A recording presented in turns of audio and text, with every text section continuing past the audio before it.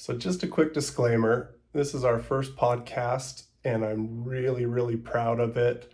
We had a 2-hour conversation that I was just thrilled with, only to find out that my microphone was not on. So I spent about 10 hours cleaning up the audio and did my best to salvage it because I thought the conversation and the content was worth it. But if the audio is a little funky, please be patient with us. Our next one will be a lot better. Hope you enjoy it. Thanks. Hey everyone, my name's Karl Tucker and I am the owner of Ascent Mental Health.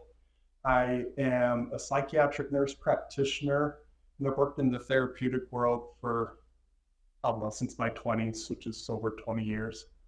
And my very first job that I got working with people in that way was a place called the Anasazi Foundation. And they were a wilderness program for at-risk youth. And I went out there and I met a man that was nice enough to let me come in his home and live with him and became a really good friend of mine. And he's been nice enough to sit down with us. When I went out to Anasazi, I got exposed for the first time to an idea or a body of thought. Yeah, a body of thought, thank you. That is called the Arbinger Institute, essentially. And it was some of the most valuable stuff, that ways of thinking that I'd ever been exposed to. It changed my life in profound ways. It changed the way I saw people. It changed the way that I did relationships. It changed how I solved conflict. And I thought it would be fun to share it with you, and Chris was kind enough to agree to join me with that. So yeah, Chris, do you want to tell them a little bit about your background and anything else that you think might be worth sharing? I'm a trained marriage and family therapist. Got that in the 80s, a few moons ago. I worked in a variety of programs from inpatient hospital to residential treatment center to Anasazi, where we met. And but all of that, my interest in even going in and becoming a therapist came because I met the mind, the philosopher behind Arbinger, a man by the name of Terry Warner, that I heard from a friend that he had some interesting ideas. I went, just sat in on classes, and I couldn't unthink it. I couldn't get it out of my head. It literally captivated me. It made a lot of sense. It explained a lot of things for me. I think similar to what you're saying, it really changed my outlook on life, my mindset, how I thought about people, how I felt about people. And it actually gave me the tools to make corrections in my life, in my relationships with others. So there's a fairly long workshop, at least a day or two, to go through the Arbinger ideas and really get the whole package, at least at a basic level. And so I know as you and I talked about this, we thought, how might we go about doing this? And I recommended we just dive in with one particular version of those ideas, which Warner called collusion. Yeah. Okay. Now, that's a legal term. That means actually, if you're my tax accountant and I've got a corporation, and you and I would get together and conspire in a way to undermine the purposes of the law. Right. So I'd pay less taxes. Yeah, Okay? yeah. That's the word collusion. That's what that means. Well, Terry used the word as a metaphor because it looked like two or more people got together and conspired in a way to make themselves miserable together. Yeah. So it might help to at least walk through an example to get us familiar with that and see what that's like. Are you okay with that? Yeah, let's do that. All right, so a good example of collusion might be a good place to start. Yeah, so if you're okay with that, I'm going to pick one of mine. And as they're going to begin to understand what collusion is, what we're talking about, as I just walk them through this story, okay? And this actually occurred 26 years ago, so it's been a while. But Anasazi was holding a fundraising dinner, and we'd known about it for months, and we were going to have to drive over to Scottsdale from Mesa to get there. And Debbie, we'd bought her a dress so she'd feel comfortable being there, pretty nice stuff, and shoes and everything. She Debbie, knew your wife. Debbie would be my wife. That's helpful information. We're going to do that a lot because we've known each other a long time. If you're ever like, what are they talking about? We apologize. Yeah, we apologize. Debbie, your wife. Debbie is my wife. And so she had known that this was going to be on this night. I talked to her during the day. So, by the way, you remember? Oh, yeah, I'll be ready. So I get home. In fact, this might be the place to start. So here I am. And here's Debbie. So I get home to pick her up because we have to get there at a certain time. I'm a clinical director at the organization, and I have a place, and they want all the leadership there. So I get home to pick her up, and Debbie's not ready.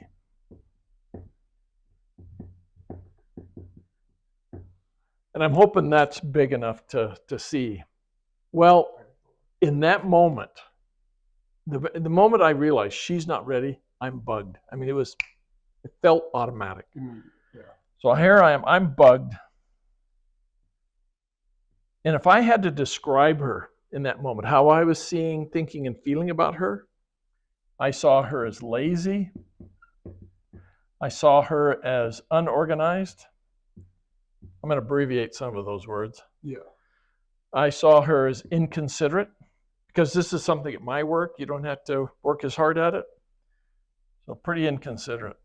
It doesn't matter to you. It's real important to me. Yeah. So the question for me begins right away. If I'm bugged, if I'm seeing her in these ways, this is how I see her, and I'm feeling about her, here's my emotions, or one of them. If I'm seeing her this way and feeling this way, what do you imagine I might now do or say?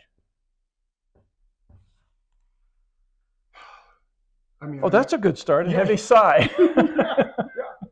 I have that same heavy sigh when people put me on the spot. No, I'm just kidding. Okay.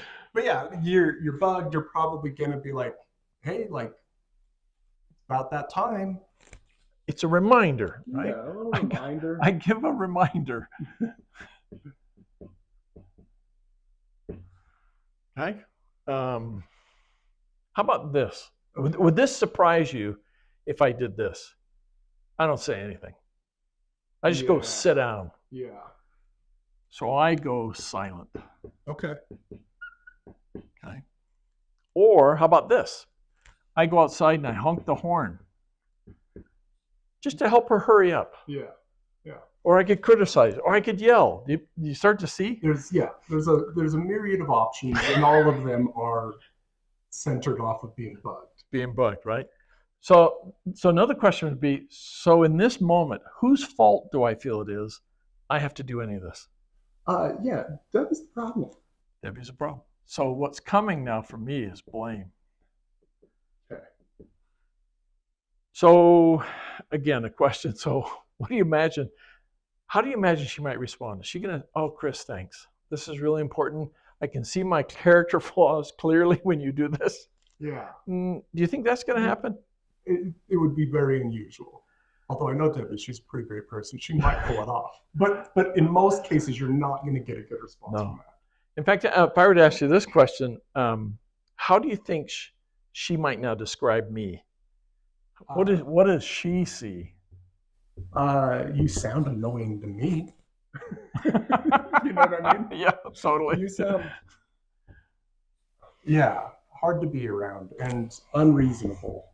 Oh, sorry, hard to be around, unreasonable, easily irritated, not fair, unfair. Yeah. Usually people sum it up with jerk pretty quick. So then the question becomes, so what emotions might she be having if she's having to deal with a husband like that? I mean, what's funny is all of a sudden she's starting to look more like you when you came in and you were bugged. Oh, now she's bugged, right? Like she's starting to have some of the same emotions that, like you. It's like you shared. Here, have some of my emotions, right? So how about she feel hurt? Yeah. Might she feel defeated? Yeah. Right? Does that make sense? Yeah. So again, there's a number of possibilities about how she might uptake this emotionally. Right. So if she's seeing me this way and feeling that, what might she now say or do? You know, if I'm Debbie Yes. and I'm really pretty annoyed by how you're treating me, I might go a little slower. Oh, I might. It depends how upset I get. But I could go like a little slower. just take a little more time, slow down a little bit. Not obvious, right? You know, like, well, you're being so unreasonable. I could show you how unreasonable you're being by going slower, and it would be fine. And like, why do we have to do it this way? We'll get there. Yeah. And is it really that big a deal if we're 3 minutes late? Like, does it really matter that much? You know, like. So what you're saying? Yeah, I don't matter. Is where I'm You're saying I don't matter. I'm not really important to the company. Well, I feel like it would be easier to feel like you mattered if you were nicer to me. So it's all about you, huh, Debbie? Yeah. Yeah. Well, I think you made it about you when you came in that way. Anyway, I'm leaning into this. But this is so easy to do. I mean, we don't even have to script it. I mean, we're kind of joking around, but I really do think this is. Yeah. I think everybody's had interactions like this, and it's not as funny when you're not joking. Oh, that's true. That's actually an important part. Like, this is our relationship, but it's really like these are bad moments in people's lives. Uh-huh. So let me ask maybe let me suggest other possibilities that she doesn't want to go. Would that one make sense? Maybe she just says, why don't you just go without me if you're in such a hurry? Yeah. Is it really that important that I'm It's so important. Look, it's your job. Yeah. Oh, yeah. Okay. It's not my job. How about that? She cries. Okay. Yeah. In front of all the kids. Okay. Okay. Now, again, that question, whose fault does Debbie feel? Whose fault does she feel it is that she has to respond in these ways? Well, you were being a jerk. I think Debbie would feel like you were being a jerk. Yeah. So now and it's your fault. She's blaming me. It's your fault, Chris. Right. All right. Now notice this. When she goes slower, or doesn't want to go, or cries, or yells at me, or whatever, does that change my viewpoint? I feel like it reinforces it. So here we go. A little reinforcement. You're now a little more convicted at how unfair and inconsiderate your wife is. I got my proof. Yeah. I wish it had been recorded because then I could show people what it's like. They would all agree with you. Yes, of course. So am I now going to do more of these kinds of things or less of these kinds of things? Yeah, you're definitely more bugged. More bugs. So now I find more fault with her. Does that change her mind about me? Do I seem more considerate, more thoughtful, more patient? No. And so she responds this way. Yeah. So you begin to see the circularity of this, and that each of our experiences is fairly similar. Each of us is seeing, thinking, and feeling about the other. In this case, and there's a whole bunch of varieties of this, but the blame, the accusations are fairly similar, that plays out the same way. And there's variations on this that actually really matter. But some questions. Yeah. Okay. Who's being a problem up here now? At this point, when we've gone around a time or two, who's being a problem? You and Debbie. Both of us. Both feeding a really bad experience. Yeah. In the beginning, when you see me, you see that I'm a problem, right? But then you see her response, and you realize, oh, wait a minute. Going slower, making those kinds of responses, that's not helpful. Yeah. So then the question becomes, so who needs to change? I think it depends who you ask. Oh, yeah. That's right. Let me get to that next. Yeah. But the truth is what? If I want to get better, I need to change. Is that fair? Yes. If Debbie wants to get to better, she needs to change. Yeah. And yet, which one of us thinks that we're in this moment, one of us thinks we're the one who needs to change? Oh, definitely. Neither of you think that you're the problem. So who's likely to change? It's nobody. It's and what's funny about this, adults do this all the time. But to me, what I hear ringing in my ears is little kids saying he started it. You know what I mean? Yes, totally. They started it. Their fault. In fact, when I've shared a story like this in a lot of audiences, Yeah. I've done work with Arbinger for 30 years. When I do this in audiences, the people would, especially the women, Mm-hmm. would already align with Debbie, They're already on our side. Yeah. and they see that I started it. Okay. Yeah. So when I ask the question, so who's the problem up here? They all say you, Chris. Yeah, you did this. Yeah.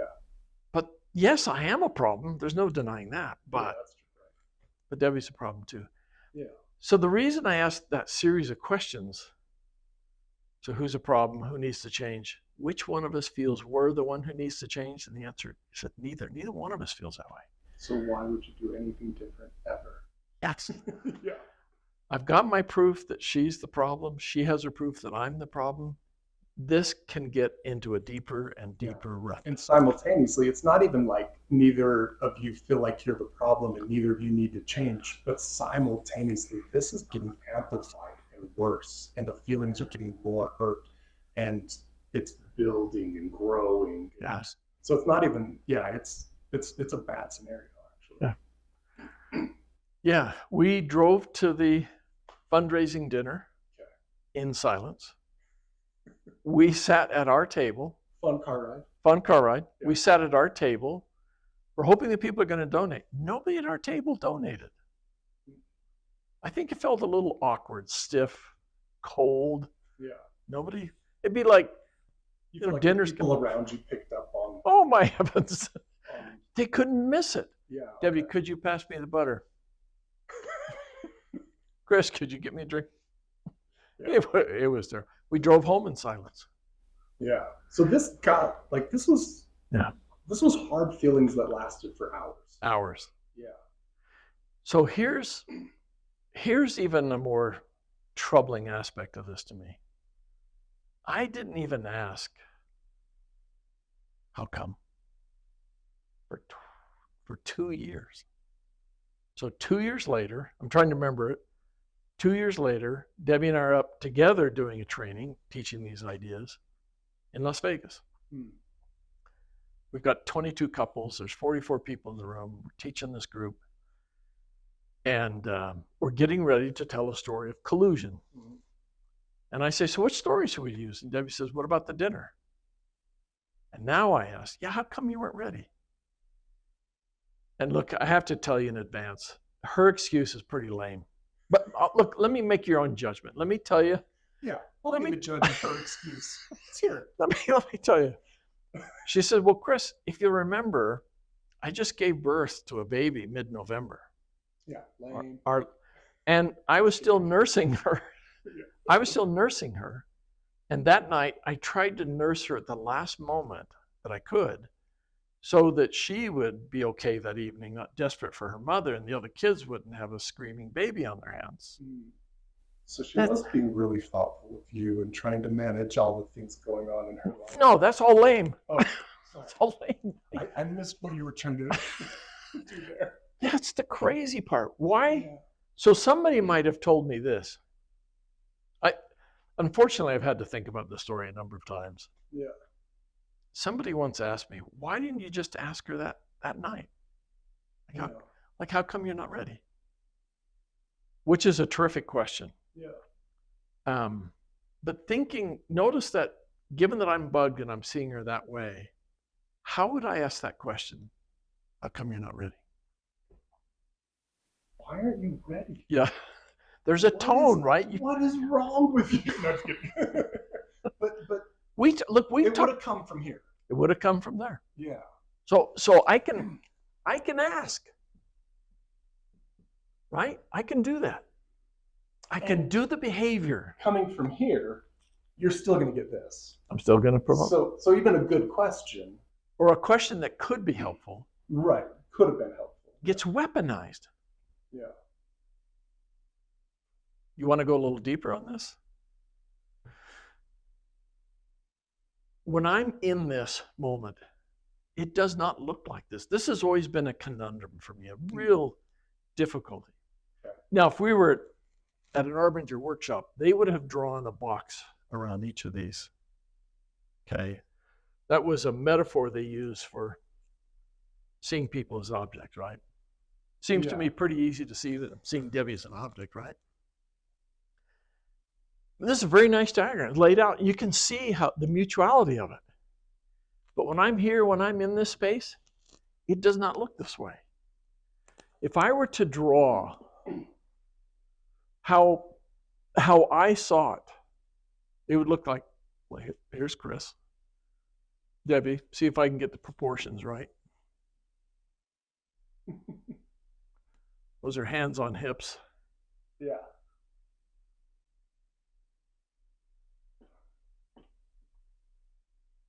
Oh, we can give her some hair. This is the world that you're in during this is the way I see it. She's making me miserable, and I'm just doing the best I can around her. I didn't yell at her. I didn't slap her. I didn't look. The restraint I showed was amazing. Yeah. This is the story. That's the blame that's coming at Debbie. Yeah. So are you open for some questions around this little picture? Yeah. According to this, who do I feel is responsible for Debbie's emotions? Who's responsible for her emotions? According to this, who do I feel is responsible for her emotions? Well, it's Debbie. Debbie. Yeah. It's Debbie. Who do I feel is responsible for her behavior, her lateness, or whatever? Debbie. Yeah. Now, given I'm here, right? Who do I feel is responsible for my emotions? Debbie caused those too. Debbie did that. And if I behave badly, my behavior, if I get snarky or snotty or, condescending, whose fault do I feel that is? Well, she wasn't ready, and she was being mean and inconsiderate. Debbie did that to you. Do you get that can't work? Well, one of the ways that I've always thought about this, or one of the ways I've always liked talking about it, is I like to use the word being powerful and powerless. Oh, say more about that. In this moment, you are a powerless individual because Debbie caused everything. Oh, yes. Everything's Debbie's fault, and Debbie did this to you. Yes. You are powerless. And why would anyone think about themselves in a powerless way? Because it serves a really important purpose. It's not my fault. I'm off the hook. I have a pass. I'm justified. I got a pass here. Yeah. I can go tell this story. I can tell this story. That story won't work because you can see what a jerk I'm being, right? Yeah. I'm not going to tell that story. I'm going to tell this story. Yeah, the one where Debbie has the crazy emotions and bad behaviors, and where she was rude to you and gave you bad emotions, and you did bad things only because she was so unreasonable. Look what she made you do. She triggered me. Triggered. Yeah. Right? Which is ridiculous when you look at it the right way, but I do this all the time. Huh? I do it all the time. I do it with people that I love. And I get in these places and they're powerless. And I have no ability to fix them. I have no ability to be happier in life. But I am getting one thing out of it. It's not my fault. It's not my fault. Yeah. I've got a passer. We talked about, you and I talked about this the other night, and you told a story that I found fascinating. Okay. You said it's one of your first workshops at Anasazi. Do you remember that? Can you share that? I thought that was Well, it was such a so fascinating helpful thing to understand. I think about this all the time. I was in my 20s, and I don't know that I was the smartest 20-year-old. You know what I mean? I certainly wasn't. But I like lived. So I have gone 20 years of my life, and they break it up into days. And the first day, they explain this concept and how natural it is and how easy it is to get into. How common it is. And they spent multiple hours explaining this and giving examples and all this stuff. And at the end of it, they go, take a minute. And they had an example similar to this one drawn up, and they had the boxes, and they do this, and you see this, and you feel this, and you do that, and they do this. Anyway, but they had all that up there, and they said, can you think of an example in your own life? Can you think of a time when you got into a collusion with somebody where you needed them to be at fault? Anyway, this. Yeah. And I remember I looked at a good friend of mine. I had actually just met him, but he became a very good friend of mine. And I sat there and I thought for a minute. I gave it an effort. Like I was bought into it was a really good seminar, and I was bought into it, and I gave it an effort, and I thought about it, and I looked at my friend, and I was like, I don't think I do that. Like, and I was so serious. Yeah. Which it takes a little bit to sit with it and to wrap your head around it. And it's weird. You said the other day, like, these are the simplest ideas ever.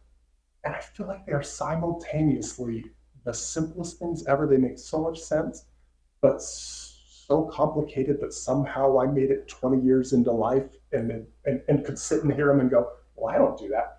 My belief is that every human on earth does this probably daily. And maybe in small ways. And maybe they catch it quick and they find a way to correct. But this is, to me, this is one of the most fundamental experiences of every human that walks the earth. That's my experience of it, having spent some time with it over the years. Yeah. And it always makes me laugh that I could look at my friend and be like, well, I don't do this. I don't think I do this. Yeah. Well, it's interesting because when I first learned this material in 1978, and it wasn't in this form, it was being learned and developed at the time. Pretty exciting to be there and watch that unfold. And Terry got to the point and he talked about collusion. He drew it very different in that day. And I had a very similar response. I mean, I looked hard and I thought, I'll give it several weeks. Yeah. Because I could be just not that awake or alert or months. I mean, a long time. Maybe a couple of years. And I remembered one day thinking, because Debbie and I were dating when I first learned this stuff, and she had a boyfriend who was in Asia at the time. And I kind of thought we had gotten to the point where she had settled on me. Yeah. Okay. So I couldn't understand when I'd go to her apartment and I'd see the stacks of letters for the other girls in the apartment and her. I kept seeing these letters that would have kanji, the Chinese lettering. From this boyfriend. From this boy. Out there, yeah. And I would see that and I'd get huffed. And I would, when you gonna end this? I mean, are you really over here or not? Are we? Yeah. That kind of stuff. Well, so now a couple of years into the marriage, we did get married. She did write him off. She made this little tiny admission. She said, Chris, I used to put those letters, just leave them out there because I knew how bugged you were about them. And I wasn't going to just remove them to cave into your pressure. So I'm telling that to Terry, and he said, oh, so you finally understand collusion? I went, oh, collusion. Yeah. Oh, I need to go talk to Debbie. I've been a jerk. And it's hard to tell how much she was a participant in this. It sounds like I knew I was you were doing. bugged. I was bugged. But it sounds like it bugged her enough that she didn't mind. That's been my feeling. Now, You know what I mean? it'd be interesting to talk to her about it and see how But- she but- sees it. At some point, you both started to be a part of the problem. Yeah. Just like in this scenario, like at some point, you were bugged that they were out. She was bugged that you We're bugged. were handling it that way Yeah. and thinking of it that way. It's like you're accusing her of some things unspokenly. You're being like, you don't really care about me. Yeah. You're Oh, you being don't care. dishonest. You don't care enough about me Yeah. to end it with this guy. I mean, if you're going to come into a relationship, you drop other guys. You're- What's going on with you? The subcontext is you're actually making some pretty harsh accusations about Yeah. her ethics and morals. Yeah. I mean, they're there. Yeah. And at some point she goes, this guy's being a chick. And I'm going to let him suffer on the line a little bit before I reel him in. Yeah. But what's interesting to me in the way you just told that story, you, years later, years of thinking through collusion and trying to figure it out, and you said, I was the problem. Yeah. I owed her an apology. Yeah. That's the fascinating part. Something happened here, and it had nothing to do with Debbie. It doesn't. It's that I began to see that this was the place I was in, and this is a monstrous act. This accusation is just directed at her. Yeah. Yeah. How in the world, in what universe, could she be responsible? And I have no part in her emotions, Mm-hmm. but she's responsible for my emotions, and I have nothing to do with it. And what universe could that work? It doesn't work, but that's how I see it when I'm in these boxes doing this. And something, I'm sorry, not to like key in on it too much, but I'm just so fascinated about this moment after years of, I mean, this is something maybe you put in the recesses of your mind. Yeah, but you guys obviously got married and everything and but years later it was still there. It was still this offense.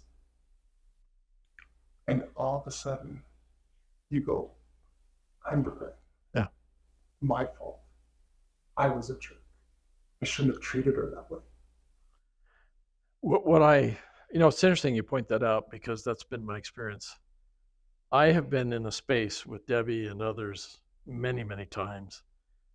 And when I'm here, I'm focused on what they need to do. Yeah. She needs to come apologize to me for being late that night. Yeah. As long as she does it, I keep getting, more evidence that she's exactly the thoughtless wretch that I think she is. Yeah. But the moment I see it, I see that was all wrong-headed, wrong-hearted. And I just want to make it right in terms of what I was doing. I wasn't suffering most because she was late. I was suffering most because how I blamed and mistreated her. One of the books that Terry Warner wrote, Harbinger Institute's put out a lot of books. We've both read a lot of them, but I think the heavier, deeper dive version is Terry Warner's book, The Bonds That Make Us Free, right? Yeah. And I've read that book a couple times, and there's a line which something's really gotta hit me for me to remember, but I've remembered it for years. Line in that book that kind of illustrates what we're saying. And talk about wrestling with a line for years. I read this line and I had to close the book and I had to just sit with it. And I sat with it really for years to kind of like you were saying, like you're like, I really want to think about it. I really want to consider it. Like, what if it is true? Anyway, a lot of preamble. The line is, we're angry with others, not because of their mistreatment of us, but because of our mistreatment of them. Yeah. And that, I mean, anyone who's ever been wronged, anyone who's ever been victimized, to say like, oh, like sometimes in this scenario with your wife, maybe, right? But to make that as a blanket statement is like, it's a hard pill to swallow, especially if maybe you've been really victimized, right? Yeah. But what I will say, and we'll go back to the smaller example of you and your wife and letters or the being late, right? The minute that it's your fault, the minute that you can, and maybe not all your fault, but you can own your part in it. The minute that you do that, you're now a powerful person. Oh, that's interesting. You brought it right all the way back. Yeah. I've gone from powerless. Yeah, you now have the ability to affect change in your life. You have the ability to navigate being hurt by someone else, to improve that situation. Yeah. Yeah. And so for people out there, like I always, that line, we're angry with others, not because of their mistreatment of us, but our mistreatment of them. I always feel sheepish bringing that up, especially if someone's really been victimized, like that big T trauma victimization. Yeah. It just feels hard to say. Yeah. That's why I don't bring it up ever in the beginning. No, you need to get. You got to get a ways down the road, months, days, months, maybe years. But what I will say, if anyone that listens to this that maybe has suffered big T trauma, really bad victim, it doesn't mean that the other person didn't do wrong. Can I show a way? I'm going to erase this. Are you okay if we erase some of this? Let's start over. I've wrestled with this idea for a long, long time. So I want to give two versions of myself. This is me in the box. And some aspects of being in the box is I need to be justified. I blame others with my thoughts and with my emotions. I feel victimized. Harbinger's word is horrible lies. I'll take a normal person with normal faults, make them out to be worse than what they are. Yeah. You'll minimize their strengths. Magnify my virtues. Yeah. That's when I contrast this is what I do. I'll be defensive. I'll edit my memories. One of the things I thought today was I was listening to a guy talk about his workplace is, when I'm here, I always think I can do your job better than you can. Yeah. Things like that. A little signal that you might be in the box. Focus, me. So there's a number of others, but that's what's going on. I label. I'll see the others in objectifying ways, that sort of thing. This is me out of that box, seeing people as people. So now I see people. Now I want to add in perhaps a teenage child. Okay? And that child says, I hate you. You're stupid.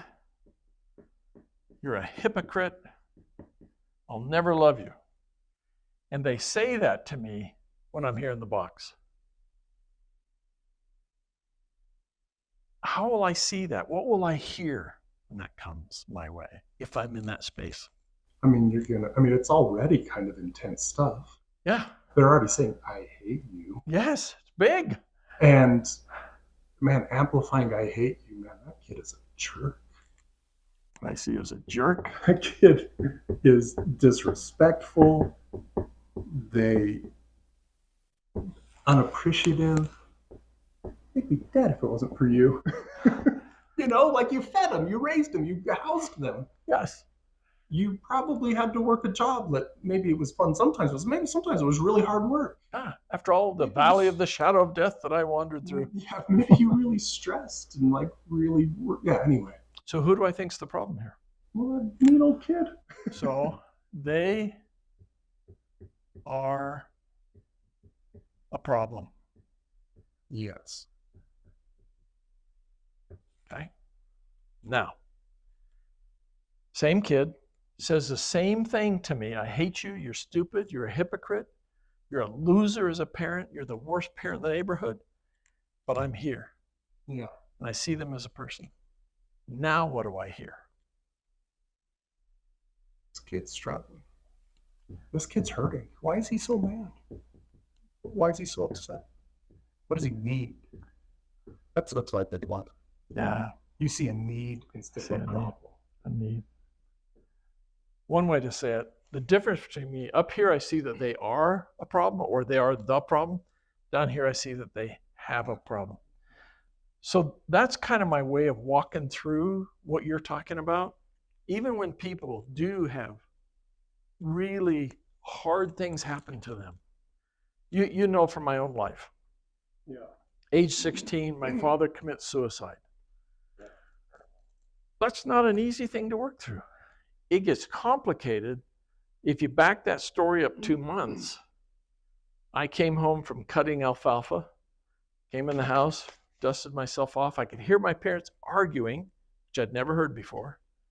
And as I went in the family room, I saw my dad cuff my mom and knock her onto the couch. I went in his bedroom, their bedroom, got a pistol, 45 caliber pistol, came out, loaded, and chased him out of the house. Yeah. He left, came back a few days later. Nothing was said. This was a long time ago. In the He 60s. disappeared for days. Disappeared for days. Came back. We didn't say anything. We just went on with life. And then 2 months later, he takes his life with the same pistol. I couldn't get my finger off the trigger. What do you mean by that? You couldn't get your finger off the trigger? I felt complicit. Yeah. That I was co-responsible. And I hated him for it.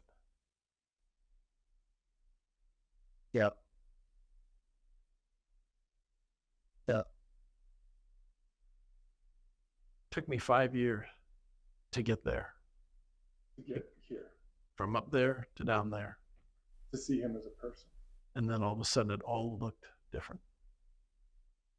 Before I had seen him as my burden. He did this to you. Yeah.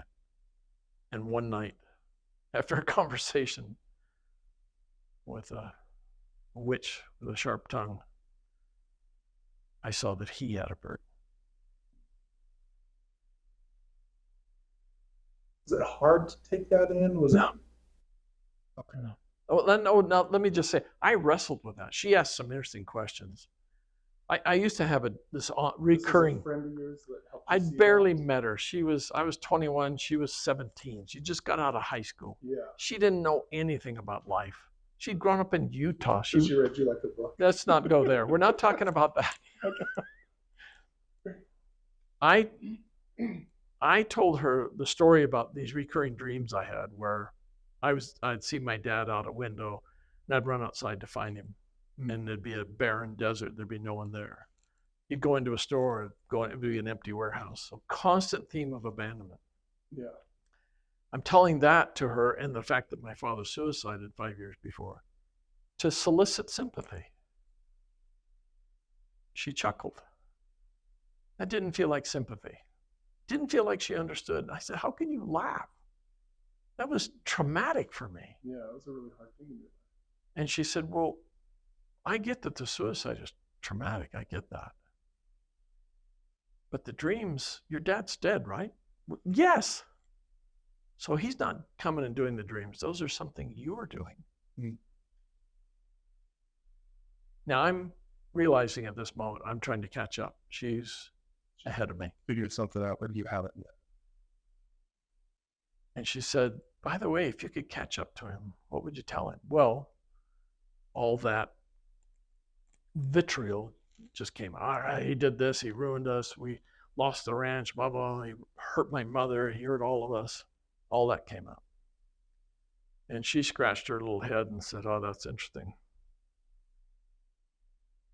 At some level, Chris, you must get that he was in such pain that he took his life, that you don't allow yourself to add to that pain.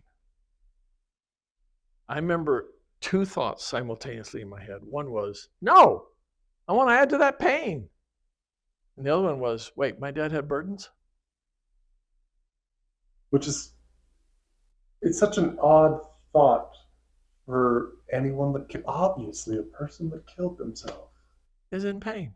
Which, I mean, How come I couldn't see that? And it kind of goes back to what we were saying before. Like I was 20 and someone explained this to me and I'm like, well, like I don't do that. And I couldn't understand it. It took me a little while to like spend some time with these thoughts before I could incorporate them and use them.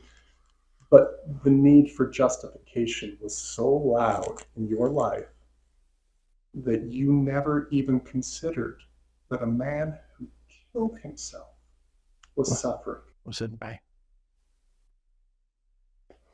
Like the need, yeah, for you not to be at fault. Which, can I just say, like, I really, I empathize with that, or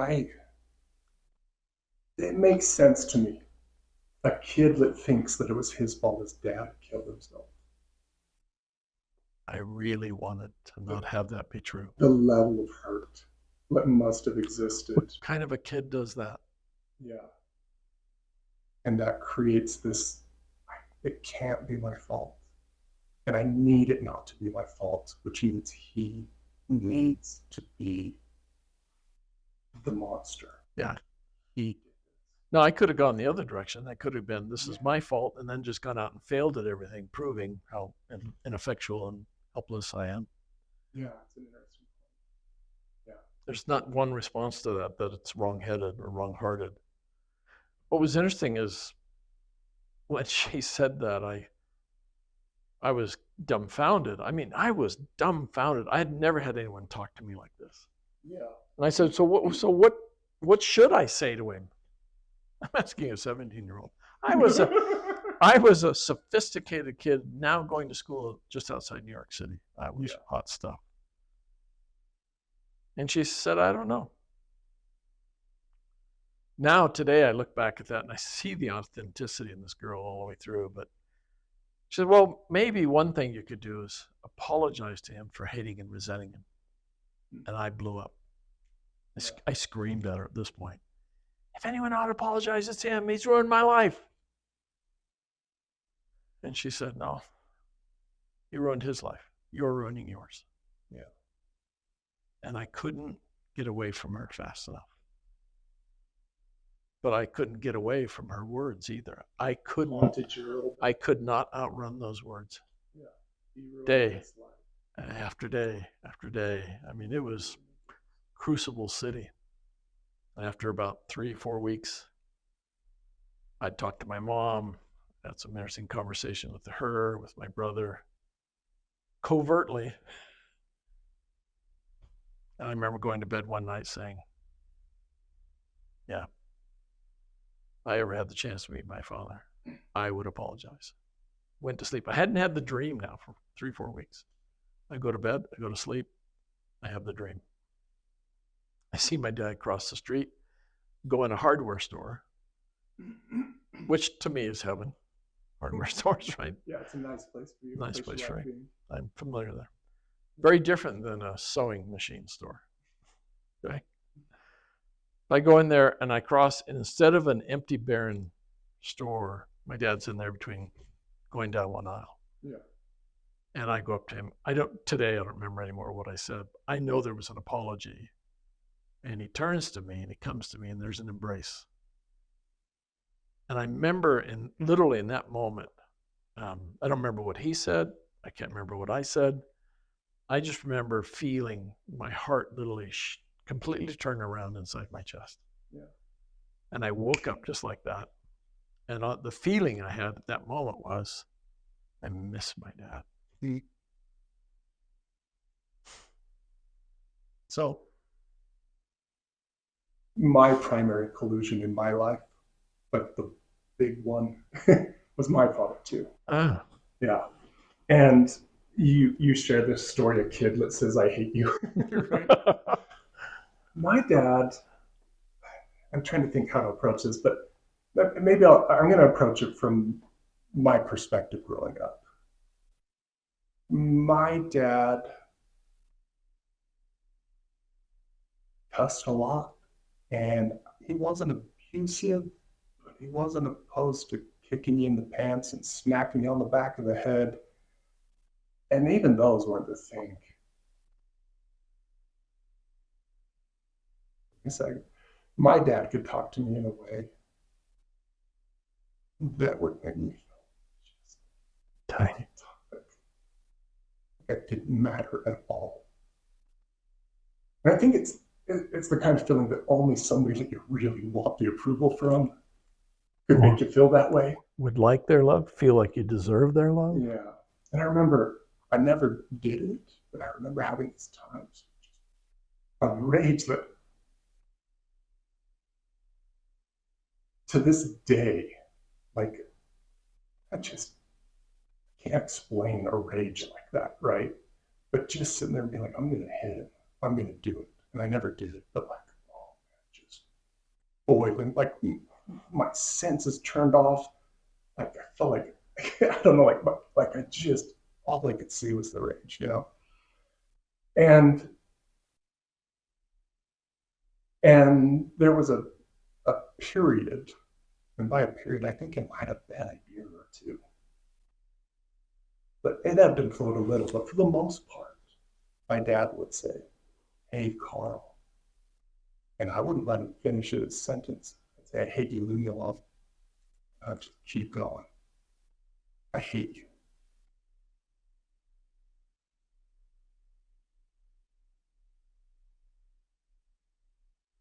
And I was always justified in that. I was always, my dad did stuff he shouldn't have done. He shouldn't have talked to a kid that way. He shouldn't have hit me. He shouldn't have made me feel that way. He was flawed, Yeah. right? And I was always justified in that. And then I spent a few years exploring some of these ideas and reading some of the books and different things like that. And I remember there was it had to be my dad that told me the story. But he told me about, well, I knew a lot about my grandpa, which my grandpa died when I was only a few months old, so everything I know about him is secondhand. But he sounds like he was one of the roughest, toughest, meanest dudes ever. They talk about him going into some of the livestock stalls with the 2x4 and just letting the rage out on them. Oh, You know what I mean? I do. And just anyway, stories that made my dad look mild, right? Well, then I learned about it was either his father or his father's father. So my great grandpa or my great, I can't remember. Great grandpa, father dies when he's 12, 13. Mom remarries a guy that has a couple of his own kids. And he was very much a second-class citizen in the house because he wasn't blood to the man of the house. And at 14 years old,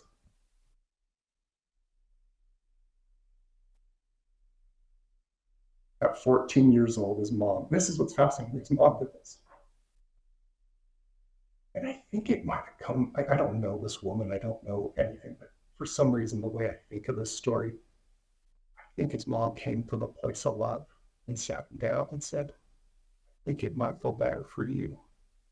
You didn't live here anymore. So this 14-year-old kid sets out into the wild and he raises himself and he starts a family and he takes all that hurt and he pours it out on his kids, and his kids are hurt like him, and they take all that hurt and they pour it out on their kids. And Ernie, my grandpa, pours that hurt out on his kids. Wow.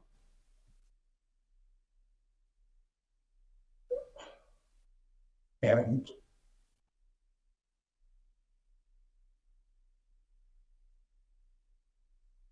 all of a sudden I saw my dad, who was so flawed and hurt me so much, like hurt my feelings so bad, right? I'm as courageous. I think I saw the truth about him. I think that I saw that he loved me, and that he was embarrassed, that he'd hurt me. And he was mad that his dad hurt him. And I also was impressed, like, he struggled, but he really did a great deal better with me than his father did with him, you know? And when I really saw the power of this was, once again, reading The Bonds That Make Us Free, and I felt 100% convicted that I owed my dad an apology for hating him and for not seeing that he was a person in need. He was a problem. He didn't have a problem. And I didn't see that. And I took a person who had been treated worse than I was treated. And I piled on a little bit with, oh, like, you're hurt and your dad didn't treat you very good. Well, your son hates your guts too. Yeah, How's that feel? that feels horrible. And so does it change the fact that he was flawed? No. Mm-mm. Mm-mm. Definitely flawed. He couldn't find his way. He improved, but he couldn't find his way out of the thing that took me many years. And in my opinion, I got freaking lucky. I got lucky that I got exposed to these ideas because I could have carried it forever. You know, it's interesting, Debbie and I often talk about that we hit the university at a time when we met a number of individuals, Terry Warner, Terry Olson, and others, Arthur Henry King, and those became our mentors. They were our governing board for us. We went to them to learn. And across the years, Debbie has often felt the need, rightly so, to remind me. Not many people ever had that experience, Chris. And every once in a while, I'll meet someone who knew them and worked with them. And they immediately sit up and they start to say, oh my heavens, I remember those days. And they would have that conversation. I'm a bit rarer than some just because I grabbed onto Warner and wouldn't let him go. And I ended up working for a number of years for the corporation. But we have a lot more humility around this now. In the beginning, I just felt like I got this great stuff and I'm right and I'm teaching you and you should adore me, to not having that anymore. Just realizing a lot of people are doing the best they can with what they have. And I was pretty doggone lucky to run into these individuals, just like you're saying. Where would I be had I never had that? I think most days of my life, I think I shouldn't be here. I think I earned it. I just think I got lucky. You know what I mean? Like, I feel different than that. I feel grateful. yeah. And I think it's one of the things that, again, Debbie and I talk a lot about is we feel that us in our generation, and we hope our children and their children do the same, that we have this opportunity, obligation to filter some of that stuff out of our lives. So we tried hard to teach these ideas. We taught this in our home, but we never used the Arbinger language because that's the box, collusion. You know. Well, it's weird. Your 10-year-old goes over to his friend's house and says, "You're just in the box," and that's not going to work. So we never used the language in the home, and that was helpful because we had to figure out ways to put it into our own language, everyday family, home life language, and so we feel like we did a good job passing that on. And but I feel this opportunity and obligation to pass less of that toxicity down to my children. Yeah. And I felt it from day one getting married because I'd met these guys and started to have these conversations. Yeah. So I'm grateful Terry wrote a book so Yeah. people could read and learn something about that. I'm also grateful that in his book, he tells bad stories about himself. Mm-hmm. Those have been powerful. I do think it's a critical part in life to be able to accept this. I think that's something that I've learned from these things over the years, and that I'm continuing to try and develop for myself, that it's okay to be flawed. In fact, the only way to get through them is to be able to see them and look at them and say, yeah, it's flawed. I think it's inevitable to be flawed. Of course, yeah. But it's so hard to accept But sometimes. but how will I deal with that? How will I think that through? How will I come to that? How will I embrace that? Or will I fight it? Will I pretend? Will I pose? Or will I go with a calm and simple people go and just say, yeah, I'm flawed through and through. Yeah. I had a friend of mine we were talking one day and there was a big group of us. And he said, oh, that's easy for me. It doesn't matter what room I'm in. I always realize I'm the worst person in the room. And he wasn't demeaning himself. Right. It was just this embracing. Well, and it's this really fascinating thing because there's definitely a wrong way to think less of yourself. Yep. In Yep. fact, you mentioned it before. You said, I hated my dad, but I could have hated myself. Yes, I could have gone that route. I could have said it's all my fault. I'm a piece of garbage and walked through life as the garbage man that killed his father. Yeah. You could have walked through life that way. I could have done that. And that would have been just as destructive, maybe even more destructive. So this is something I think is fascinating. There's a right way to sit with your own humanity, to sit with your own flaws. And there's a real wrong way to do it. And it's interesting because we talk about being in the box towards Debbie or towards my dad or towards your dad. You can get in the box towards yourself. You can be like, I'm the one that's awful, and I am. Yeah, it's interesting how all that changes. Yeah. Because I don't, in the way I've drawn it there, I blame others for their wrongdoing. They're bad people. They made me have these feelings. But I can do the same toward me. I blame myself. I feel victimized by myself. I make my flaws, my weaknesses worse than anybody else's. I'm defensive about anyone else's interpretation of what's going on with me that's different than my story. Yeah. I can turn all that I often turn toward others, I can turn it to me. It's also, if you go back to the collusion, so if here's Chris and here's Debbie, my style is not typically to be that way, but if I blame her and she gets upset, she gets in this box, she's all huffy with me. Now what she does a bunch of things, and typically we'd say when we teach this, she's going to blame me. But there's also that worse than place you're talking about where she blames herself. Mm-hmm. If I were just a better wife, if I could just be more organized. Yeah. If I could have handled this better, he wouldn't have gotten upset. Yeah. But all of them are distortions of the truth and a refusal to see the truth about either ourselves or another human. Yeah. That they are a person with hopes and dreams and flaws that are just as real as your own. Yep. Yeah. So now it's interesting, as I'm listening to you respond to this and think about this and share in your own life, one of the key features that captured my interest a long time ago was the way that Warner talked about emotions. Okay. I'd never heard before. So I hinted at it up there when I said, when I get in the box, I need to feel justified. I begin to blame. I don't just blame with my thoughts. I also blame with my emotions. Yeah. And that's a really peculiar idea. And I would actually think we ought to spend a whole time on that. Yeah. But I'd like to throw out the idea that there's many possibilities about how to think about emotions.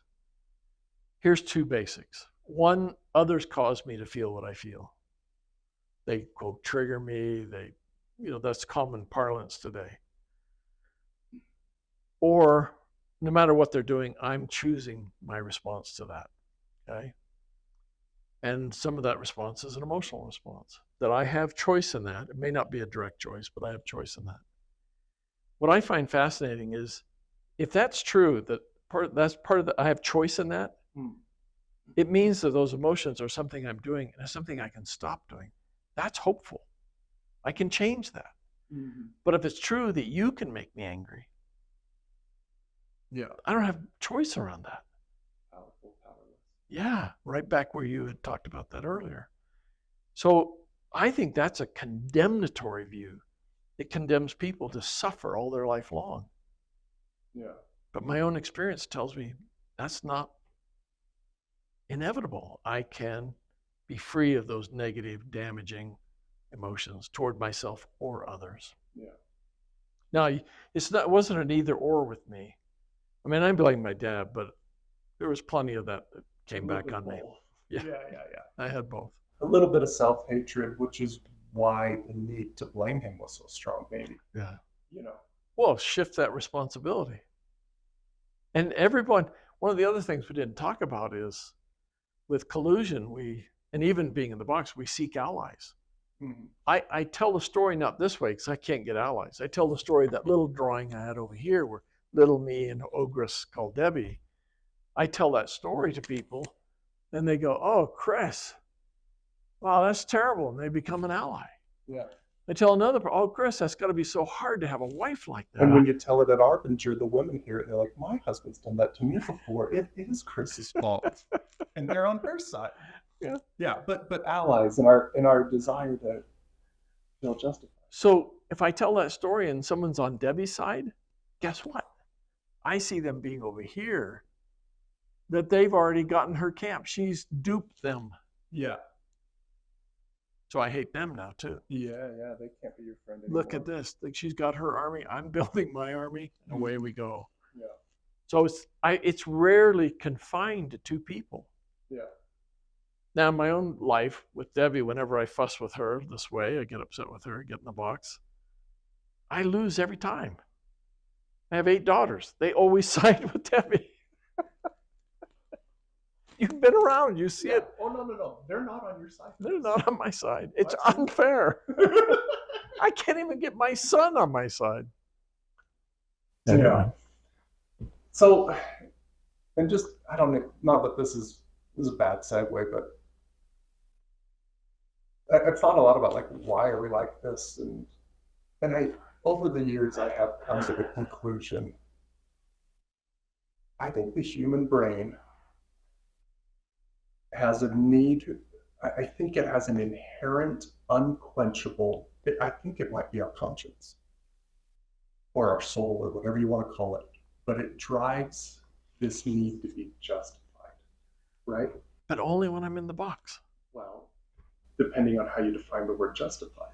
Okay. Because you can't define it in like the classical, or at least the way we're using it here. This is a dirty word. Justification is a dirty word. Yeah. Majority. What's another way to get justified? Straight. Live within your values. Okay. Make decisions that you feel good about. Okay. Right? So when I make a bad decision, you come home and Debbie's late and you're like, Debbie, oh, you know what I mean? Yes. When you I come know. home and you do that, you can get justified in 2 ways. One, it's Debbie's fault. But Or my fault. you also justified yourself with your father when you said, I need to apologize. You were justified in that moment because you said, I did something wrong that I don't feel good about, and I owned it, and I'm going to do my best to do better. You're justified. But now you're justified in a way that you don't need other people to be awful, in a way that you don't need to invite them to be jerks, in a way that you don't need to amplify all these negative things. You're justified in a way that's freeing. That's true. I've never heard anyone talk about it that way. I find that really compelling. But I think of it like breathing. The human brain is, and the reason I like breathing is I can think about my breathing and I can notice it and be like, okay, I can do some Wim Hof and I can do some circular breathing. And there's techniques and things, and I can be really mindful of my breathing. Or if I'm not being mindful of it, it just happens. But one way or another, I'm breathing. I'm breathing. And I think justification's just like that in the human mind. It's happening, you can pay attention to it, or it'll just go, but it's happening. So is there something about that, do you think, that feels natural? That I need justification? I'm sort of, because it's sort of a... I think it's our morality. I think it's our conscience. Mm. And it's so ingrained in us that it just is. It's an autonomic system. Yeah. I'm a nurse, and so I think medically sometimes. Yeah. And, there's the autonomic nervous system that runs your heart lungs and some of the hormones and different things, like they just go. Now I have to think about it to do this. I have to make a choice and do this, but try not to breathe. See how good you are at it. The autonomic system will override it, and you don't even get a choice. You're breathing. Yeah. You know what I mean? And I think that because humans have consciences, and because here's something I believe about all humans: every last human on it wants to be a good person, and they get lost. And that's actually, it's fun because you have like some examples, right? People could argue that, but my experience, like I worked at the state hospital in the forensics units, and I've had to take some of these ideas, and even some ideas that we haven't talked about today, and I've had to see if I can apply them to maybe somebody that killed somebody, or maybe somebody that was a rapist. In fact, my first job after Anasazi, when I got exposed to all this, I worked for a residential treatment center for youth sex offenders. oh wow. And I was only there a few months because I came back to Anasazi because I had so much fun there. But I was there a few months, and everything in my teaching from being at Anasazi and Arbinger had told me, see them as people. In fact, at Anasazi, they kind of encouraged you not to look into their history. Their bad history. Their bad history, because It sways you. You're going to put them in the box, and you're going to say they're bad people, and you're going to start from that place. And you're going to look for the bad behavior. And when you see it, So here I go to this place from Anasazi. And they were kids, which is a little helpful. Like they were teenagers. But every last one of them had sexually assaulted another person, usually a family member, and usually somebody that was completely vulnerable. 14-year-olds molesting a 3, 5, 6-year-old, right? yeah.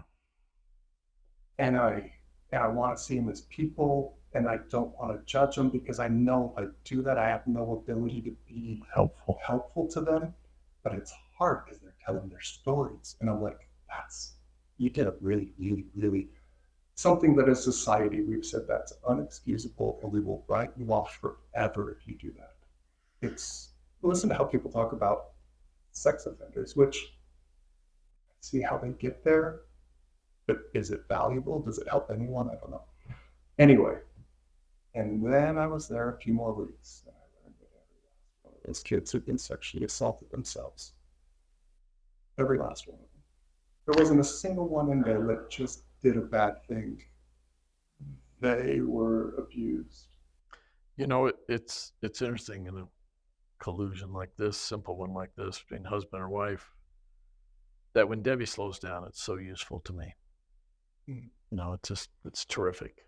You know, I'm miserable, but I love the fact that I can find my innocence in that, because it's her doing. She's doing this, not me. Yeah. She's the bad guy. Well, in that same context, like with my father, it was useful for me to have him be the guy who did the really big bad thing, because then I didn't have to pay as much attention to my bad things.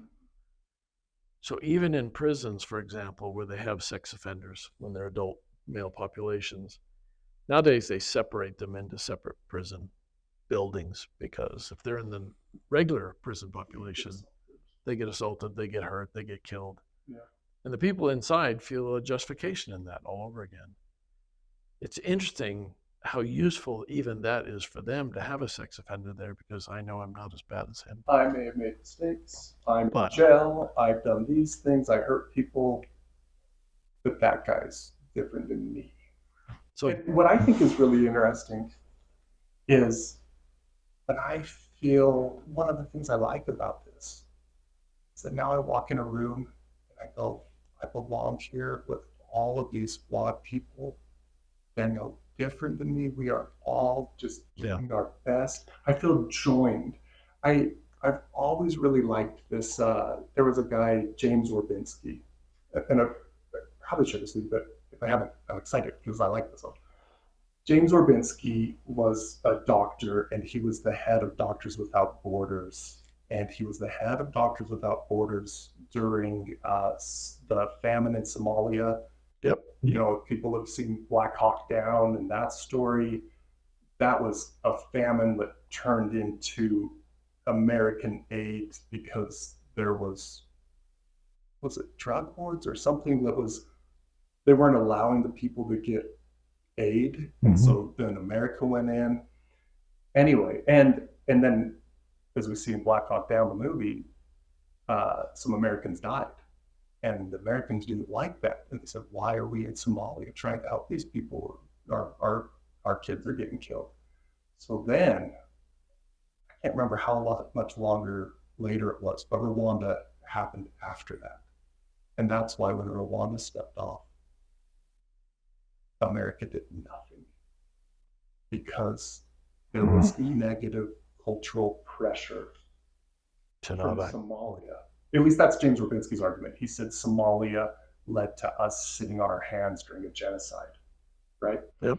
Anyway, so he's in these places of extreme human suffering. And in the case of, well, actually both of them, but more glaringly in the case of Rwanda, it's human suffering of humans hurting humans in the most extreme way possible. And he talks a little bit about as a physician that you put yourself in this state where it becomes very mechanical. And he talks about treating a woman who had been brutalized by machetes and other things that I think are not worth mentioning, but viciously brutalized in the most vicious way possible. And he's trying to treat her and take care of her. And he's talking about how he's in this state of being mechanical. He's just stitching up these machete wounds.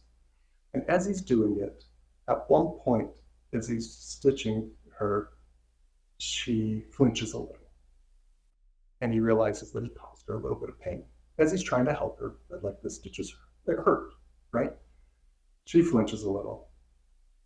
And that little flinch pulled him out of his mechanical physician mindset so violently that all of a sudden all of her humanity just flooded him and puked his guts out.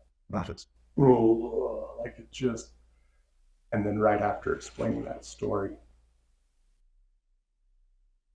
the way he says this is so beautiful and powerful to me. He thought about all this hurt, and he thought about what these people committing genocide were doing. And he goes,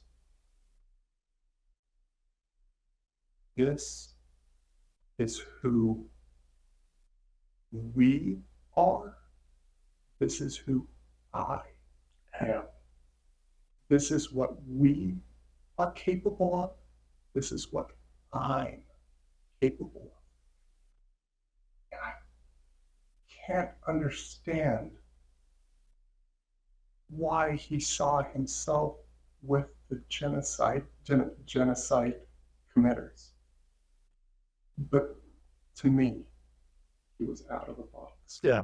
He saw all of them, including the people doing these horrible things, as people. And because he saw them as people, he didn't see them as others to be disregarded. He saw them as someone like himself, flawed, capable of incredible viciousness. But that mentality kills things. And the other mentality pushes people into 100-year wars. Yeah. Where they're convinced of their victimhood. Yeah. And they're justified in doing X, Y, and Z to the other guys. To the other guys. Yeah. Because, and they're right. They've been wronged. And so is the other side. They're not quite the innocent victims, though. They portray themselves to be. No, there is a distortion there. You're right. It's interesting, as I listen to that story, I'm reminded in the 2-volume book, Gulag Archipelago by Alexander Solzhenitsyn. He was arrested and put in prison for 7 years for a crime he didn't commit. Okay. And he was a military officer, and as he went in, was convicted and sent to prison, he said, to my shame, later, I allowed a fellow prisoner to carry my bags. So I couldn't see what this gentleman saw.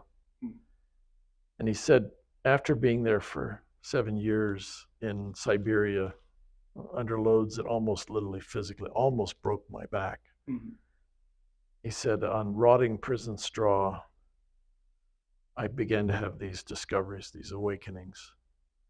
And he said, what I realized was I was only 1 or 2, maybe 3 decisions away from becoming the executioner. I was that close to being just as inhumane as they are. Yeah. Viktor Frankl. He was a psychologist. Is that what he was? It became that later. Okay, but he was a survivor of Auschwitz, and he talked about surviving, and a few years after, he meets up with a friend from the camp from Auschwitz that had also survived. And if you haven't read Man's Search for Meaning, read it, because the suffering that Viktor Frankl went through made him more compassionate. In fact, one of the lines that stick in my head, like the other one that Terry wrote, are you worthy of your suffering? That's what Viktor Frankl says. Which such a different way to think about it. You'd have to sit with that for a long time to get any meaning around that. Well, it's easy to go, I don't get it. Yeah, but I'll tell you this. Everything I like about myself, my most cherished things that I like about me, because I had to wrestle with my dad and tried to figure him out. Like, I wouldn't be sitting here talking to you. I wouldn't be in the therapeutic field. That's right. If I didn't have to try and figure him out, and I didn't have to try and figure myself out, and I didn't have to go on that journey. And so it was the most valuable thing that ever happened to me, that I had a complicated dad. You know what I mean? And that is such an interesting line. So he's walking with this friend, just to finish the thought, and then let's talk about it. Okay. He's walking with this friend, and they come up to someone's private garden where they're growing some cabbage and carrots and things. This friend just stomps right through the middle of it, like right on the vegetables. Oh. Right, just goes right through it. And his friend, I don't know that he ever talked to him about it or asked him, but Viktor Frankl says, because he had been hurt, he had license to hurt. And it was a little thing, but his friend, Viktor, was just like, it looked like such a wild behavior. Yeah. Like, why is that hard to go around? You know? But no, just chomp, chomp, chomp, just right on top of other people's. Yeah, it didn't matter who they were. It didn't even matter if they were Germans. It could have been anybody. No, it was just a garden. It was any garden. He had no idea who it belonged to. It was just a garden, but he stomped on it. Right? And it just shows, like, Viktor somehow went through something horrific. His whole family died in that. His whole family was killed in the camps. And somehow he went through that and said, there should be more love and compassion in the world. But he pointed out that a friend that somebody loved went through that, and it gave him license to hurt others. Yeah. You know? Yeah. Anyway. So I've lost the thought. that's okay. I apologize. No. I wanted to finish that. I got halfway through and stomping through the It's interesting as you tell that story, retell it from Frankl and others. I know hundreds of those stories, if not thousands of those stories, where people in very similar circumstances, one's hardened and the other's softened. One goes deeper and sees humanity. And what's the divider? I think that pushes one person one way and one another way. I think that line goes right through the heart of every man and woman. Yeah. That choice is always before us.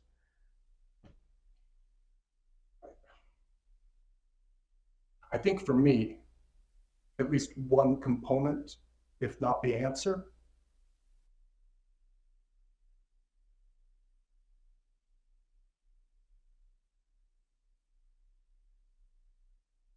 I think I came across people that saw me like a person. And they thought I had value and goodness in me.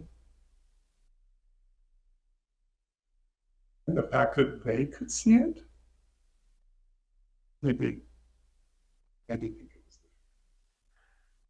So that 17-year-old witch who asked me those questions. The gypsy lit Oh played my, with your mind. this is something. Yeah.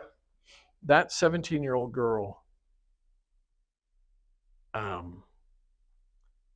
I don't know how to reconstruct how she saw me. I've never really tried to do that. But it seems to me that she saw through every presentation, every pose I had. Didn't matter what I said. And I don't think she was like a gifted, budding psychotherapist. I just think she was a good person because of that. She could see things. Yeah. Years ago in the French Revolution period, there was a time when a captain in the gendarme is given orders to go down because they've heard that the rabble is congregating in such and such a square.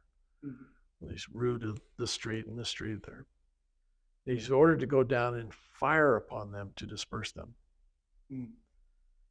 So he gets his platoon, they march down there, and the people see him and they brace themselves. And he tells all his men to line up and load their muskets and fix their bayonets. And if I pause for a moment, I think about that. This would be my guess from the story that he's got a couple of choices. He can shoot them and try and disperse them, but that's probably not going to go well. He's probably going to get killed. But if he disobeys orders, he's going to get killed. What do you do? Yeah. And so he goes, Messieurs, Mesdames, I have been ordered to fire upon the rabble in the square. If you good messieurs and mesdames could move so I could see the rabble more clearly, I would do my job. And they all just went away.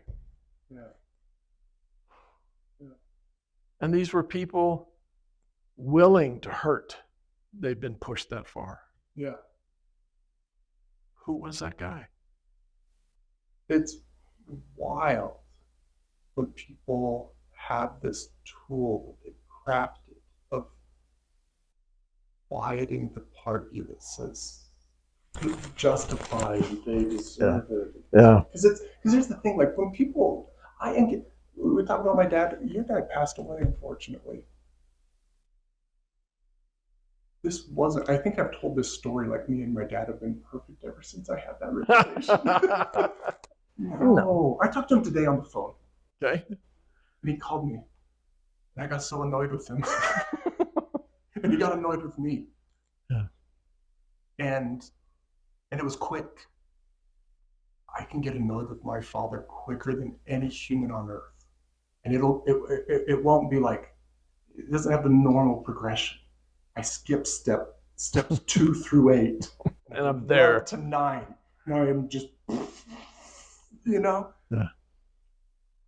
But I'm so glad that I know how to get out of it. Yeah. I'm so glad that I can recenter.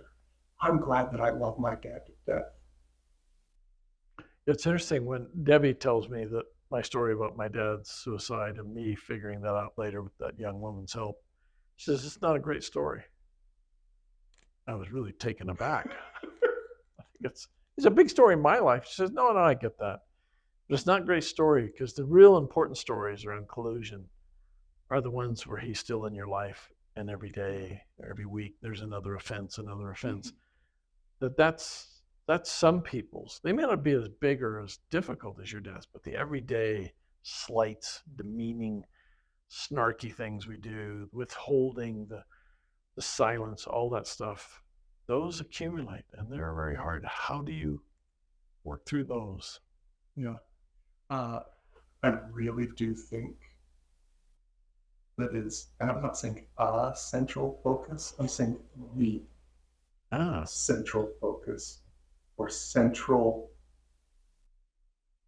what it is to be human is that we want to be good and we make mistakes.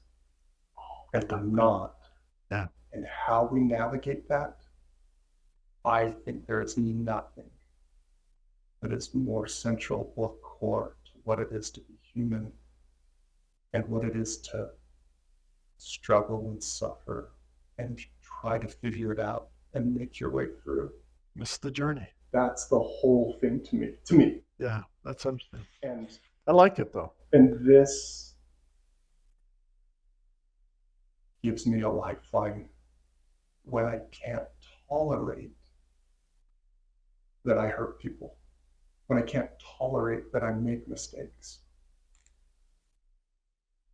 You know, it's interesting as I listened to that, where my mind and heart went was Debbie and I around some PowerPoint having a quick discussion during a break, me asking the question, what story of collusion should we tell? She says, what about the dinner? That moment for me is precious. To have a moment where her response and the world look entirely different in a nanosecond. Yeah. She tells about nursing the baby and trying to do it in a calculated way to make sure the evening goes well. She was trying to be so mindful of you. Yes. I said, no. Well, I was not in a place where I But could you even be didn't open ask. to. I didn't ask. I had no appetite for that. Yeah. Which is interesting. Why would I not want to know what my wife's day was like? Yeah. With my dad, never crossed my mind that he had a hard life, and that he had learned how to deal with his emotions and how to raise kids, especially we were hard to raise. Oh my heavens. You know, like we were a handful. And then on top of that, he has this background of an abusive father and just wildly inequipped for the task. But he did his best. You know. It's interesting. A couple of years ago, a friend of mine told me a story that for me, again, it fits a pattern that I find illuminating, educating, helpful. It helps me see something. And a lot of this is based on a TED Talk my wife saw 5 years ago. And she said, you got to watch this. And the TED Talk is called The Danger of a Single Story by Chimamanda Adichie, this Nigerian woman. And I recommend. It's a 17-minute, 19-minute little TED Talk. And it's stunning. But it's about the backstory in anyone's life. So my friend, Chad Ford, professor at BYU Hawaii, he's in the peace building. He's over the David O. McKay Peace Building Institute. Okay. He does a workshop where people from around the world come to the workshop because they're focused on conflict resolution. And many of them are affiliated with a group called Peace Players International. That's an organization started by the Tui brothers, who were in the NBA, played basketball. They wanted to do what they could to contribute to peace building in the world. And they would go into war-torn areas, Northern Ireland, the Middle East, South Africa, Cyprus, different places, now in more places that I don't even know about. And they would teach the game of basketball. Chad Ford's connection with them has him teach a whole bunch of exercises that teach Harbinger. Okay? Yeah. And they're powerful. The kind of work they do is just fascinating. So anyway, these people now come to the conference. And Chad, day one, walks through the 5-6 basic ideas of Harbinger and lays those out. This is just one. Yeah. It's embedded right in the middle, actually. That's Right, where we yeah. started. Yeah. He comes back the second day and he said, okay, guys, we walked through that. I mean, I'd love to know your response. What'd you think? And a woman raised her hand, and I'm not supposed to name the country. I'll make up a name and call her Miriam, okay? She says, this idea of seeing people as people is a great idea. Sounds great. But what if the person is evil? Yeah. And Chad said, well, what are you talking about? She said, she goes on and says, well, in our town, in this country, I have a grant to a little bit of money, not much. I have an NGO to teach basketball and some ideas around that sport to Muslim girls in our country and in this region, actually. And in the town I'm in, there's only one gymnasium, and it's owned by Mahmoud. And so we went there. We wanted to, get access to the gym. And we asked him if we could have the girls come and play there. And he said, no. And she said, well, look, we've got a little bit of money. Can we pay you a little bit? No. Okay. So we picketed his place. And he said, no. It sounds like me and my dad going from 2 to 9. Anyway, keep going. And she said, he said, what do you know about Chad? Kind of presses. What do you know about him? Well, I didn't know anything about him. One woman said, well, I think everybody in town hates him. But then one of the women said in her group, said, well, I know that people in the town ask, because we're on an economic downturn, they ask him if he can, defray the cost. Can we not pay you now just so we can keep playing, so we can keep things going, and we'll pay you better when we got money again? So his business is hurting. Yeah. Well, Miriam didn't actually want to hear that. Okay. So anyway, Chad just invites him, keep thinking about this as you go through these several days of the workshop. At the end, Miriam comes up very excited. We figured out what to do. Oh, okay, what's that? We're going to clean his gym for free. And Chad says, that's both a really good idea and a terrible idea. What do you mean? Well, you remember, I can clean a gym in a way to try to get him to change his mind. Or I can clean a gym to help him. You can ask Debbie why she's late. In 2 ways. In 2 ways. I can do it while seeing her as an object. I can do it while seeing her as a person. She says, oh, yeah, we'll do that. Okay. This begins a series of emails over the next several months. Okay. Gets back 2 weeks later, Chad gets an email from her saying, we've been cleaning the gym for 2 weeks. Should we ask him now? Chad writes back, are you seeing him as a person? Would you be doing that just to help him? Or are you doing that to get him to change his mind? Yeah. Are you in the box, out of the box? In the box, out of the box. 2 weeks later, same thing. 2 weeks later, same thing. About the 9th or 10th week, she writes and says, he's invited us to dinner. His wife's going to cook us a meal. We're very excited. Should we ask him then? Chad reiterates his position. Heart of peace, heart of war. Heart of peace, heart of war. Be responsive, be resistant. Yeah. So the next week, right after the dinner, the longer email, and he said, I felt immediately the tone of the email was very different. Mm-hmm. She said, we went, his wife was lovely, the meal was delicious, it was simple, and we were really, and she was curious. She was asking us about what we're doing. We saw a lot of interest in her, and he wasn't over there huffing and puffing or anything. We thought, oh, that's great. But toward the end of the meal, I noticed on a shelf there was a photograph of a younger Mahmoud, a younger wife, and a girl. And I said, oh, is this your daughter? And he got up from the table, pushed his chair in very gently, went in the bedroom, closed the door, left for the evening. Silence. And Miriam's going, immediately looks to the wife and, what have I done? Wife's head's down. And now it's just like, don't move. And the wife says, yes, that's our daughter. Growing up, she showed amazing ability physically to do any sport, but she loved basketball. So Mahmoud took all his savings and built the gym for her. And she got better and better and better and better and better.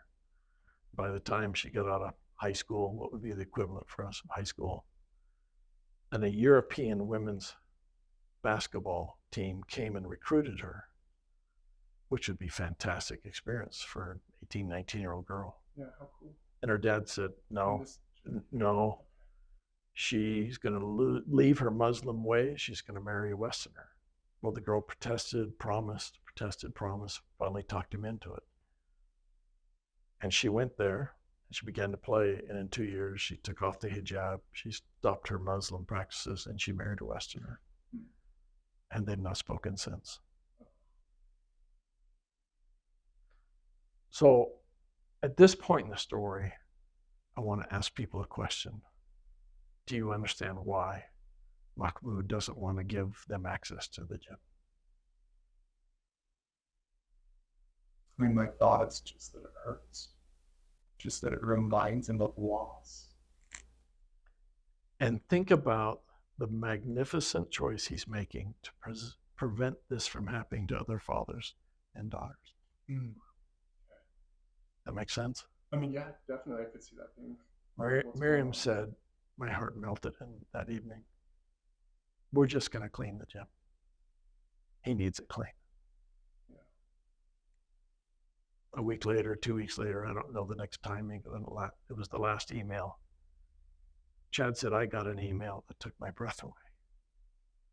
Miriam writes in a very upbeat tone, nah, we decided we could do more.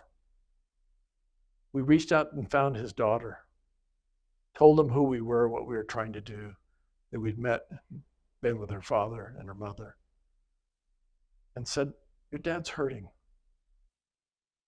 He misses you terribly. Is there any chance you could reach out to him? And she did. And over a series of 3, 4, 5 phone calls, they were reconciled. And we now have the key to the gym. She said, you're in my way. You're an obstacle to me getting something I want. You're not giving it to me, which means you're a bad person. You're unreasonable. You're evil. You're misogynist. You're the worst old guard. And it sounds like for weeks she did service. Yeah. Service to get something from him. And then she saw the person. And then she said, what does he need? Yeah. He's not a problem. He's hurting. He has a need. He has a problem. Yeah. And the minute that it stopped being about her and her needs and her wants, no matter how cool they were helping these kids out, right? Yeah. But the minute that it stopped being about her, she was able to do, I mean, I have a hard time, I'm sure a lot of those kids will get a lot out of playing basketball. I have a hard time believing that any of them will get more than that father and daughter found. You know what I mean? Oh, wow. And she did ultimate good there. And then it cleared the way for even more good.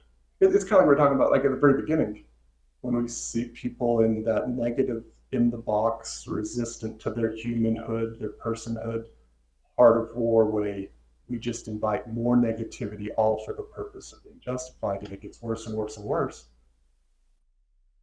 But the same is true in the other direction. Not only did she help this father and daughter, but because he no longer was hurting, he then could put more love in the world. Yeah. And he could open himself to other people.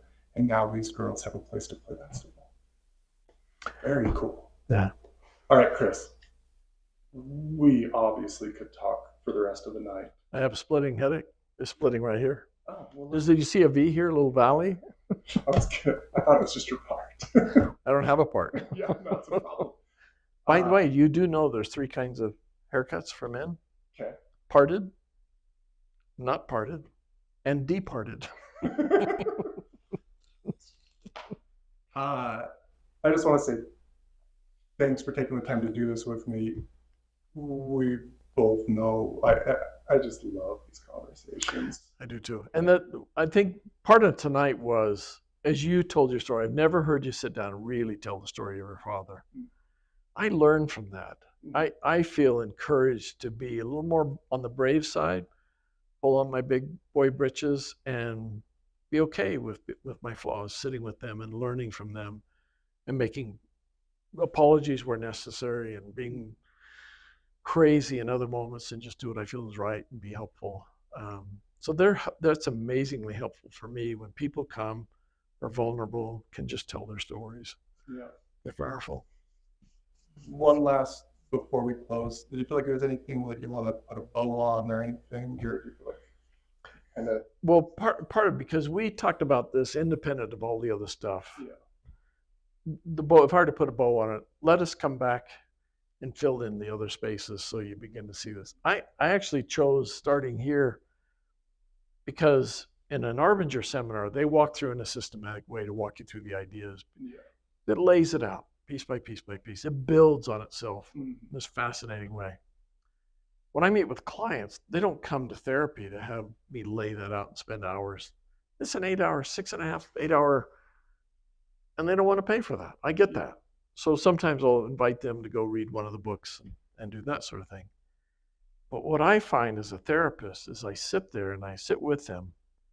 One or other aspects, sometimes none of Arbinger shows up for me in that, but on occasion, because of what they're talking about, I'll go in a particular direction.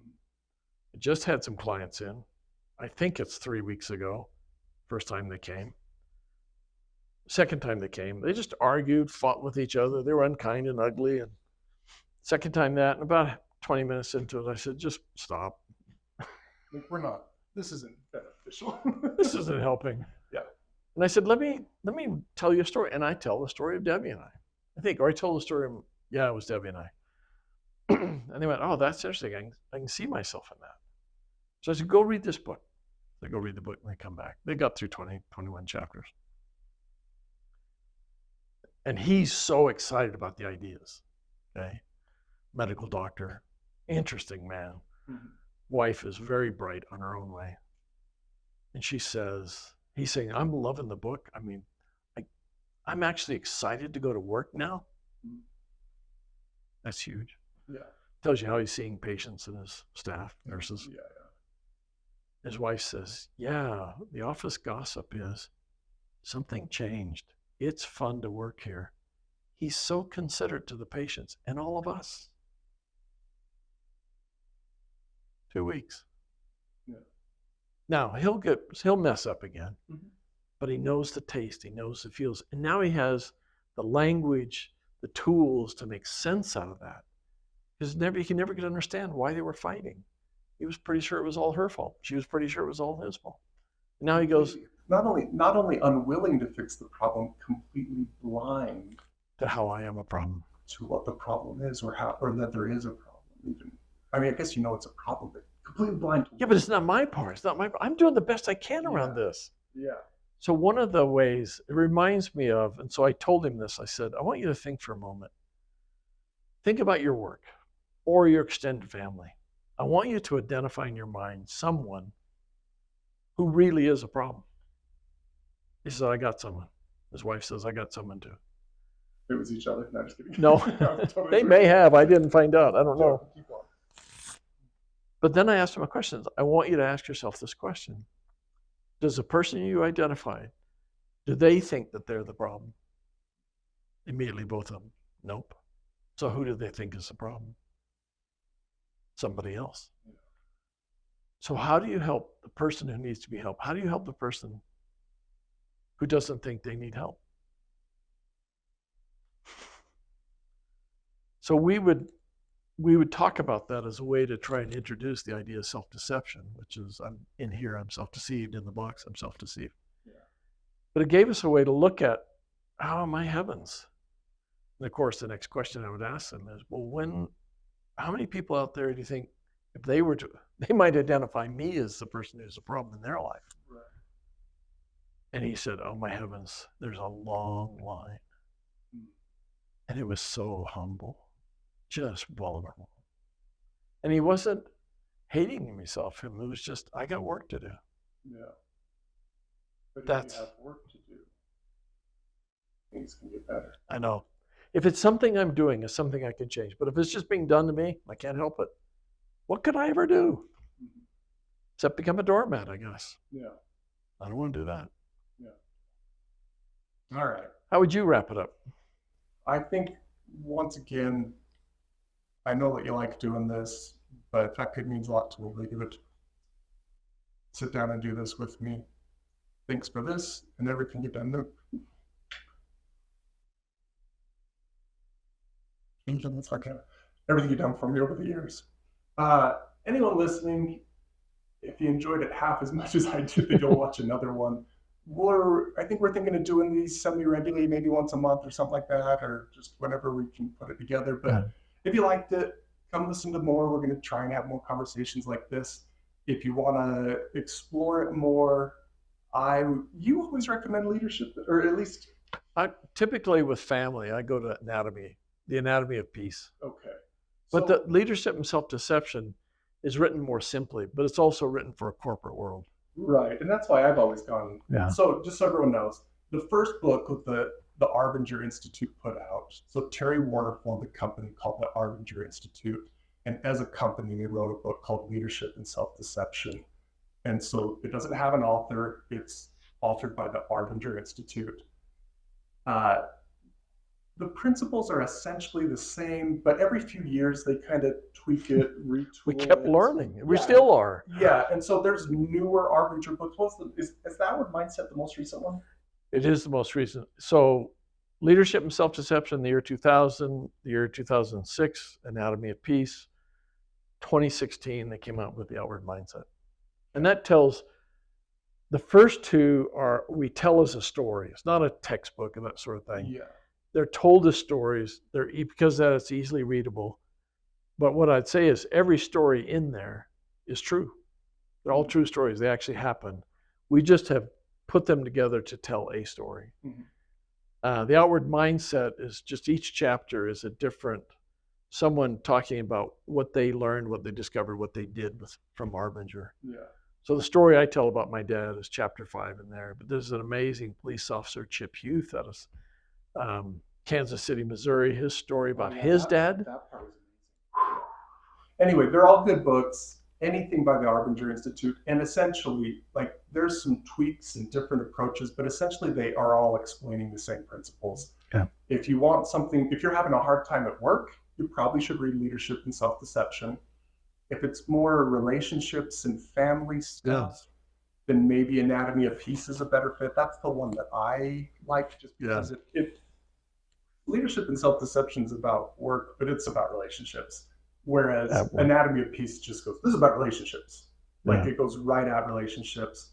And then the Outward Mindset is just the newest iteration. It's really good. It has a little more of Chris's story, if you found that interesting, and other really cool stories in it. But they're all the same principles. Pick one. If you like it enough, you'll read them all. Yeah.